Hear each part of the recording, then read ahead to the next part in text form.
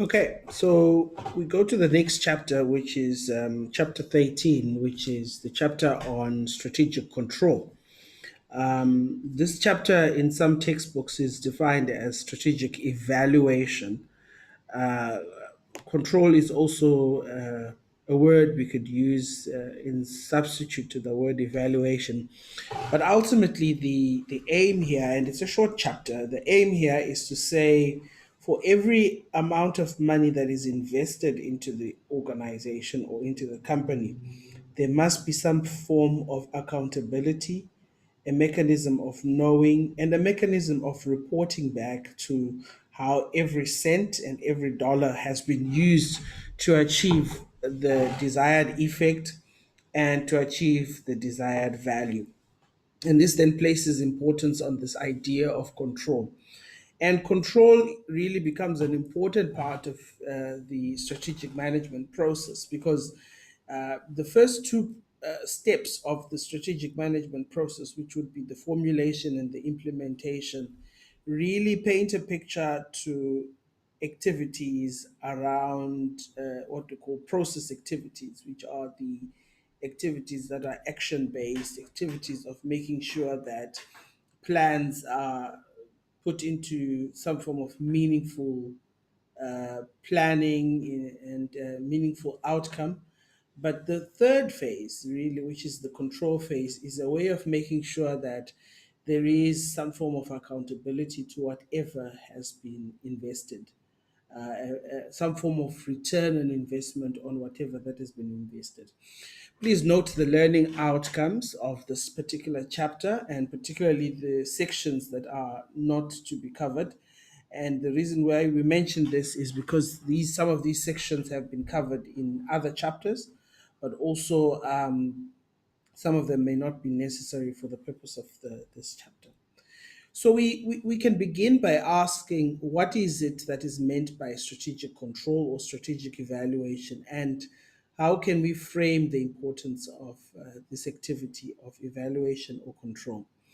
It is a task that is usually given to those with the responsibility of managing for the organization around making sure that there is accountability to each and every one of the actions that has been implemented for the purpose of the success of the organization. Other schools of thought are hinging around the idea of deviation, and deviation simply means a moving away from the desired or the already set plan. It is really a way, therefore, of making sure some form of a determination is made whether there is necessity for deviation or not.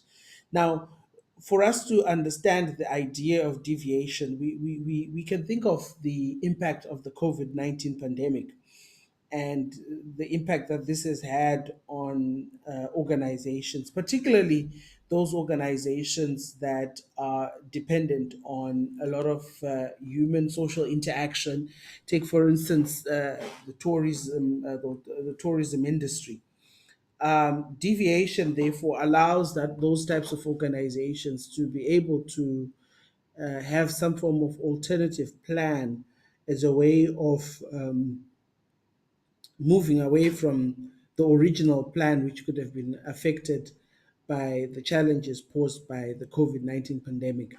So, control really is an eye opener or a mirror of opportunity into understanding whether or not this deviation will be needed or not.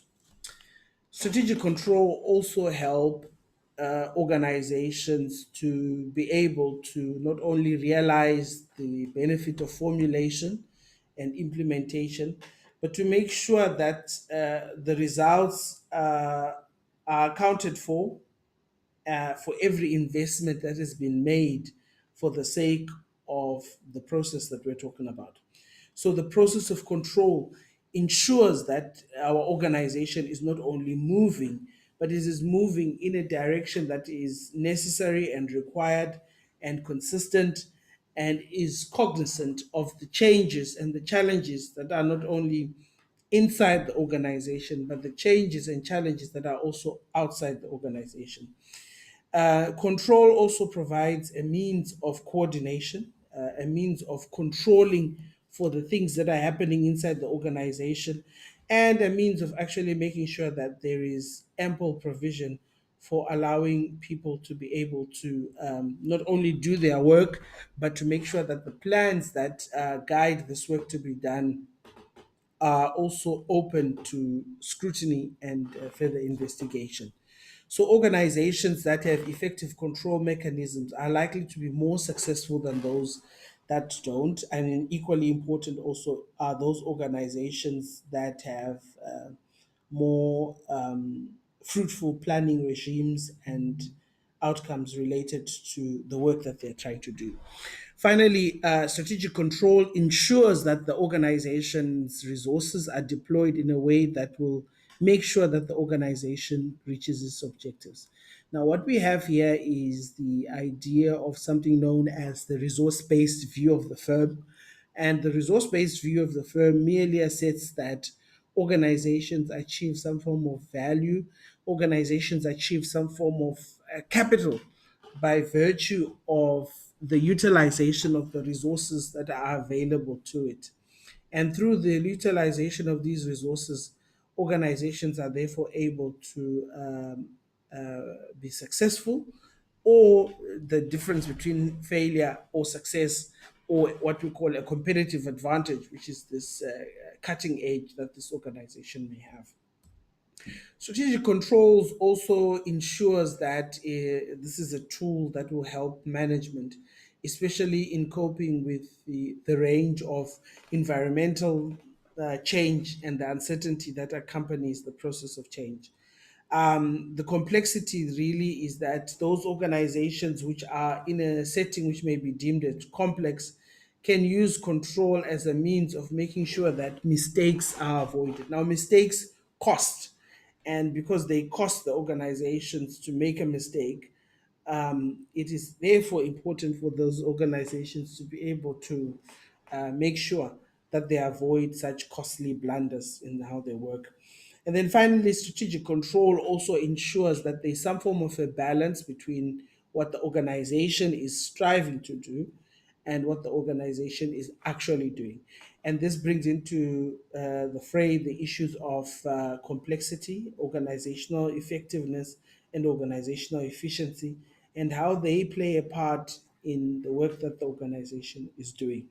This leads to another critical aspect, therefore, which are the different steps that characterize the strategic control process.